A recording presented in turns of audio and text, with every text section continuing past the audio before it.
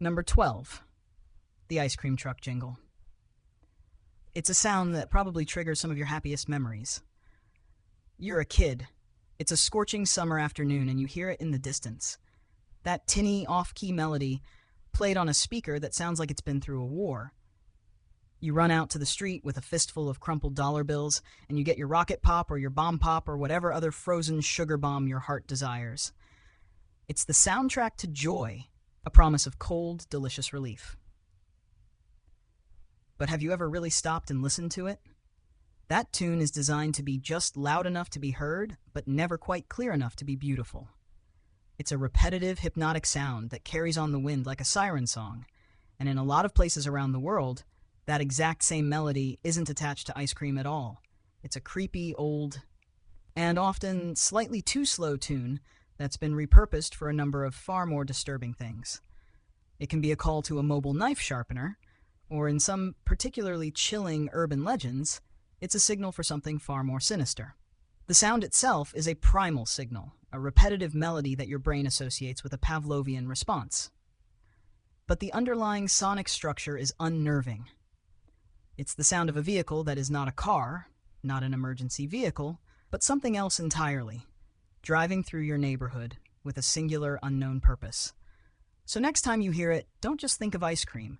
Think about why that specific tune, that specific sound, has been used for over a century to lure you into the street. It's a sound that promises sugar but feels like a subtle, psychological invasion. Number 11, the refrigerator hum. You're home alone, the world outside is quiet, and the only thing you can hear is the low, steady hum coming from your refrigerator.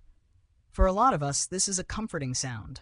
It's the sound of food being kept safe, of power being on, of a constant mechanical heartbeat in the center of our lives. It's the sound of stability. But let's be real, that hum is also terrifying. It's a constant low-frequency drone that's a perfect example of infrasound, a noise below the range of human hearing that can cause a sense of unease, anxiety, and even fear. Think of it as a sleeping monster in your kitchen. It's always there, a low, guttural growl that you've trained yourself to ignore. But your subconscious hasn't. Your brain is still registering that low, vibrating frequency, a kind of primal hum that, in nature, would signal a large, nearby creature. It's the sound of a box full of technology that is constantly on, constantly working, a cold, indifferent machine that could break down at any moment. The silence of a house is scary because it's so unnatural, but the hum of the refrigerator is scary for the opposite reason. It's a sound that's so fundamentally mechanical and constant, it reminds us of our own smallness and our complete dependence on a few electrical circuits to keep our lives running. The next time you're alone in the kitchen, really listen to it. It's not the comforting sound of home. It's the sound of an ancient, electronic beast, breathing in and out, just waiting for the lights to go out.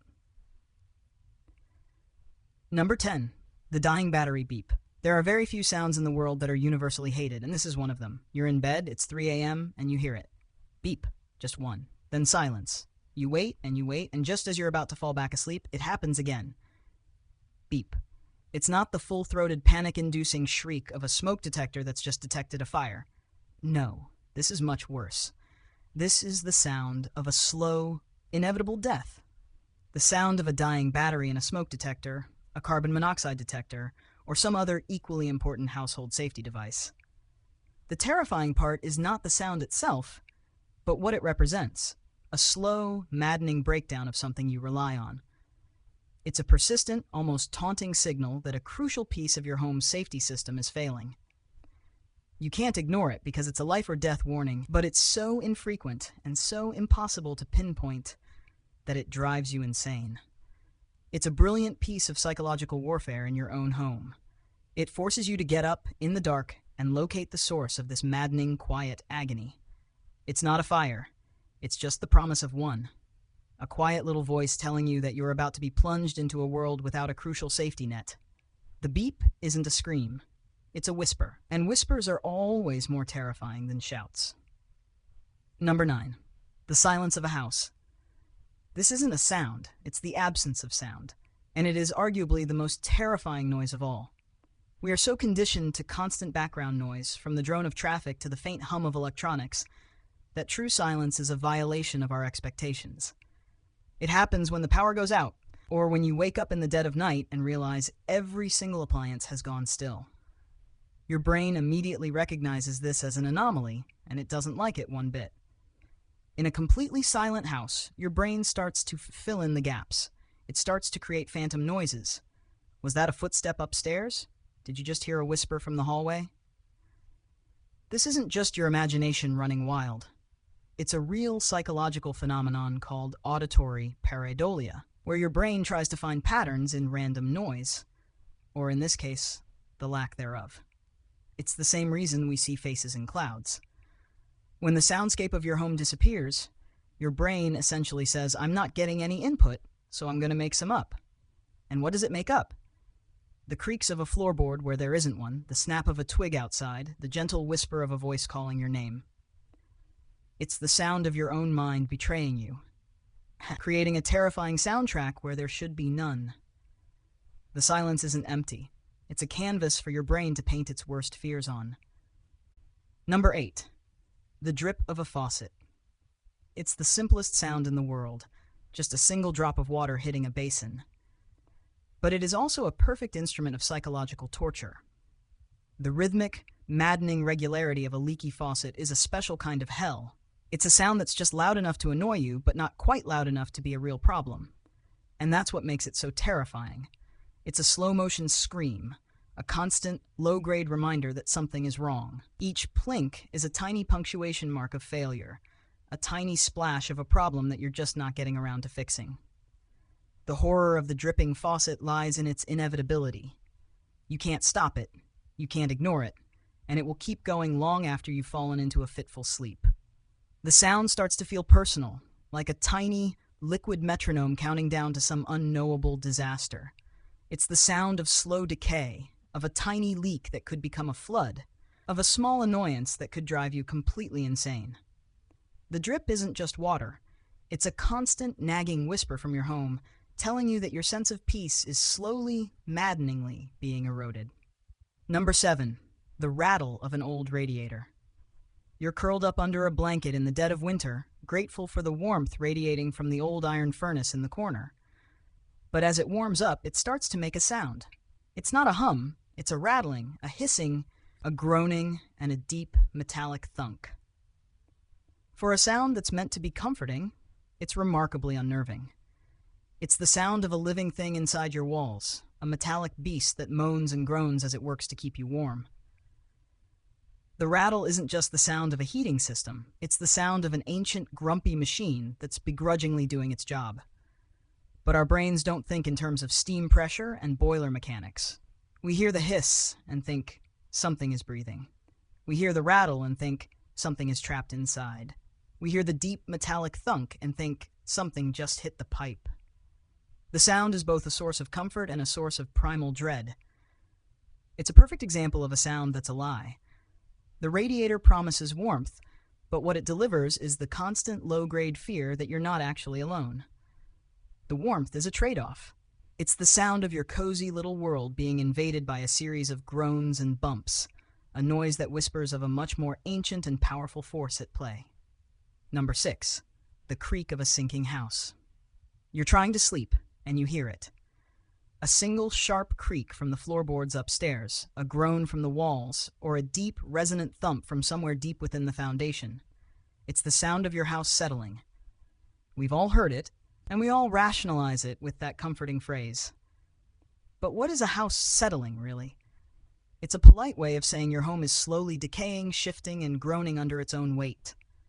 The sound is terrifying because it's a living thing. Your house, your sanctuary, is a massive, groaning entity made of wood and nails, and it's always, always moving. That creak isn't a friendly wave. It's a tiny scream. It's the sound of wood fibers snapping, of metal contracting, of the very structure you live in slowly, inexorably, giving way to the forces of time and gravity. Our brains, programmed to identify threats, hear these sounds and immediately interpret them as an intruder, a ghost, or a slow-motion collapse. The fact that we have a comforting, rational name for it, the house is settling, is a kind of psychological defense mechanism. It's our way of saying, don't worry, that sound wasn't a monster. It was just the slow, inevitable entropy of everything you love. Number 5. The ring of an old rotary phone. In the age of silenced cell phones and subtle text message alerts, the sound of an old rotary phone is a jarring, almost violent intrusion. It's a piercing, relentless trill that demands your immediate attention. It's the sound of a direct, unavoidable command. Unlike a text that can be ignored or an email that can be deleted, that classic ring is a sonic emergency. The terrifying part is the sheer force of it. In a silent house, that ring is a cannon shot. It's a sound that announces an unknown person, from an unknown place, is reaching out to you with an unknown purpose. There's no caller ID, no screen to filter the information, just a loud, insistent ring that forces you to engage with the outside world. It's the sound of your private, quiet life being violently interrupted. It's a kind of pre-digital paranoia, where the ring itself was a signal of pure, unfiltered possibility. A loved one in trouble, a terrifying prank call, or something else entirely. The sound is terrifying because it represents an uninvited, anonymous communication that you have no choice but to answer. It's the sound of a simpler time, when a phone call was less of a convenience and more of a terrifying roll of the dice. Number 4. The chirp of a cricket. For most people, the sound of a cricket at night is the very definition of peaceful. It's a gentle, rhythmic song that signals warm weather and calm evenings. But like all things in our brain, if you listen to it just right, it becomes a source of primal terror. The sound is a constant, high-frequency chirp. It's not a sound you can ignore, but it's also a sound you can never quite place. It's a constant, invisible, rhythmic presence in your home that's just out of reach. It's a perfect example of a sound that's alive but not seen, a tiny, rhythmic heartbeat of an insect that's living somewhere in your house. The sound is both a sign of life and a sign of an invasion. And if it's the only sound you can hear at night, it can start to feel like a countdown. You start to obsess over the rhythm, the cadence, the very silence between each chirp. The sound of the cricket is terrifying because it's a constant, maddening reminder that you are not alone. And the fact that it's just a tiny bug makes the terror even more unsettling. It's the sound of something small and insignificant, a fragile piece of nature, holding your attention and keeping you awake with its tireless, mysterious song. Number 3. The squeal of a train you're waiting at a crossing, or maybe you live in a city and you hear it in the distance. The long, low rumble of a train that slowly builds into a cacophony of sound. But it's not the rumble that's terrifying, it's the squeal. That high-pitched metallic shriek as a mile-long chain of steel cars rounds a corner, the wheels grinding against the track in an act of beautiful mechanical violence. It's the sound of friction, a sound that says, I am 1,000 tons of raw power, and I am not stopping. The sound is terrifying because it's a pure, uncontained expression of physics. It's the sound of a force that is far, far bigger than you, a physical groan that echoes the immense power of steel and gravity. Our brains hear that sound and instinctively know we are not in control. We are just witnesses to a grinding, mechanical ballet that could go wrong at any second. The squeal of a train is not just a sound. It's a warning, a constant reminder that the man-made world is a fragile, metal-on-metal monster just waiting for the chance to break. It's the sound of a technological marvel that still, on some primal level, feels like a roaring beast. Number 2. The scream of a microphone. You're at a school assembly or maybe a public speaking event and you hear it. A sudden, piercing, high-pitched shriek of feedback from the microphone. It's a sound that is universally, physically uncomfortable. It's not just loud, it's a sound that seems to tear a hole in reality. It's a sound that's born from a mistake, a self-referential sonic loop where a microphone picks up the sound from its own speaker and feeds it back in on itself, amplifying and distorting it until it becomes a weaponized shriek. The terror here is purely physical. It's a sound that makes your body involuntarily flinch, your ears ring, and your teeth feel like they're vibrating. It's a sound that breaks the rules of sound. It's not a noise that was made for a purpose. It's a sound that was created from nothing and then fed on itself until it became a pure sonic monster. It's the sound of chaos and of technology eating its own tail. The sound of microphone feedback isn't just an unpleasant noise. It's a self-consuming scream that reminds you that even the simplest technologies can, with a single sudden mistake, turn into something truly horrifying. Number 1. The wind in a chimney. It's the simplest sound in the world, the sound of air moving. But when the wind catches a chimney or an open window just right, it's not just air you hear. It's a low, resonant moan, a high-pitched whistle, or a strange, ghostly whisper. For our ancestors, this was the sound of a spirit, a demon, or a lost soul. And our brains, for all their modern sophistication, still can't quite shake that feeling. The wind in the chimney is the sound of the vast, cold, indifferent outside world. A world full of forces you can't control, invading your cozy, safe interior space. It's the sound of something from the beyond, a voice that isn't yours, a noise that whispers of things you can't see. The sound is terrifying, because it's a perfect example of auditory pareidolia in action. Your brain, desperate to make sense of the noise, imposes patterns and meaning onto the random shifts in air pressure. It turns a simple physical phenomenon into a ghost story. The sound of the wind isn't just the sound of a breeze. It's the sound of your own brain creating the perfect, private ghost just for you, right there in your own home. It's the terrifying truth that you are never truly alone, because your own mind is always there, ready to fill the silence with the scariest possible answer.